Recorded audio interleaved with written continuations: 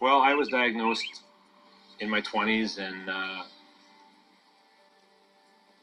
when Annette and I were going through this, it was very shocking, and we didn't know anything about it and had never heard of it, and it really hit us hard. And we said from day one that we hoped that we could start doing something where when we find out other people about this, that we can help them and kind of cushion the blow to them, because it is something that does affect your everyday life. And we just thought that maybe by doing this, we can reach out to other people and help them deal with it as well. And I think we're doing a pretty good job.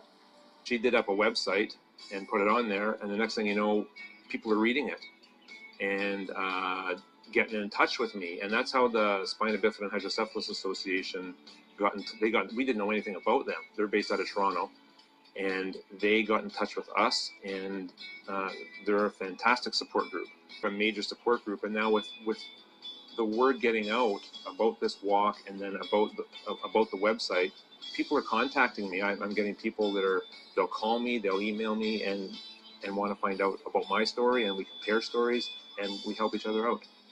You know, with their help and us getting this website together, and me doing Troy's story, sharing his story out there, and we've been getting such great response. And you know, we're letting people know that, hey, you're not alone, and people are coming forward, and they're so happy that they've stumbled upon our website, or that we're doing this walk, and you know that, hey, there is somebody we can talk to, can call, can email, just to have that connection, right? And that's just basically what we want to do, is just get the awareness out there and make those connections so that we can help each other and support each other here locally. So all of a sudden, boom, boom, boom, everything just happened so fast. It was just a wild roller coaster ride. She could have been born with it, because we found out from her first surgery that her skull is only the thickness of a 4-month-old baby. So they said it could have been in utero, it could have been after she was born, she developed it, and obviously it's been a problem since she was 4 months old, because her skull had never gotten any thicker from there. So she's just been living with this for all these years with no complaints. She's 4 months old, because her skull had never gotten any thicker from there.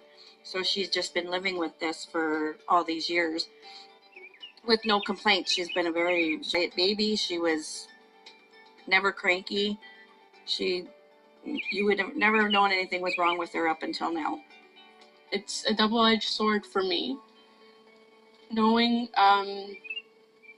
having those two conditions. It gave me a window into both worlds, kind of having one foot in the more able-bodied, and then knowing what it's like for people with disabilities. It wasn't always a good double-edged sword, but it taught me a lot. We started out the first year with I think maybe a dozen people, and it's grown since then.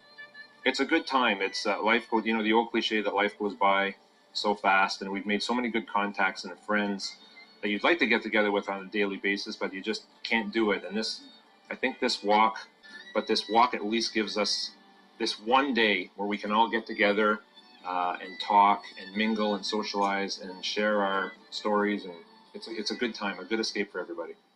Just getting the information out there to people, so that other people who may go through this do not have the same fears that the rest of us have, that you're all alone, you don't know anything about this, you don't know anybody. It'd just be fantastic for everybody to come out and help support us and get more and more information, because the more information people know about this, the better. It's a great cause. It's a worthy cause. You're potentially saving people's lives. You are helping kids. You're helping families. You are providing support that doesn't just go away after, a couple of months. And it goes directly to the families, directly to the kids. It's really gaining momentum. I think we can see even more this year. It's going to peak at some time, but it's building, and it's really nice to see. We're really proud of it. I think it's just a great cause simply because I have spina bifida, so I like to show my support towards that. I just think it's a great cause simply because it shows that we're all unique and we need to stand together. Well, I've had a hydrocephalus right from birth. It's just water on the brain. I've got a shunt that drains the fluid off, and it's just to walk to raise awareness and to be able to get to know people that have the disability as well, I guess. When I was diagnosed in '94,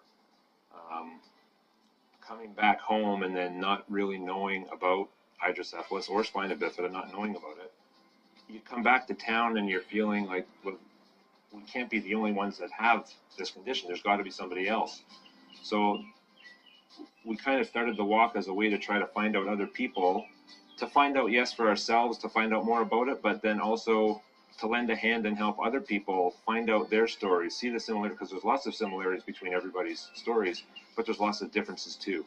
Do the walk to reach out to other people so that we all have a support group for one another whenever the need arises for someone to call someone to talk.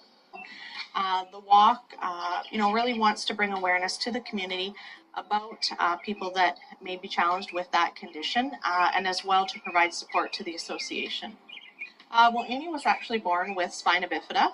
She was born in London, Ontario, and we were immediately directed to the Spina Bifida and Hydrocephalus Association of Ontario for support.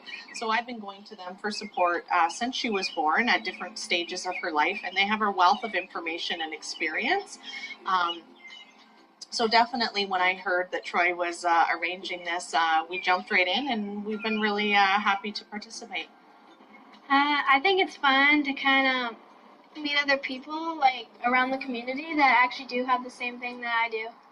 Like I said, each year we get some new people that have heard or read about it through the media and have come out. Last year we actually had a couple people, I think, came out that we haven't met before or anything like that. So it's kind of nice. We have the same people that do come out every year as well. Gives us a chance to share our experiences and get to know them, and we keep in contact with these people on the internet and through email and phone calls on a regular basis, and we look forward to doing this every year just so we can meet up with them again and have that fun time together. Because I just appreciate the more little things in life. Really do, just the everyday things, going for a walk, watching the sunset at night, just little things like that. I really love that.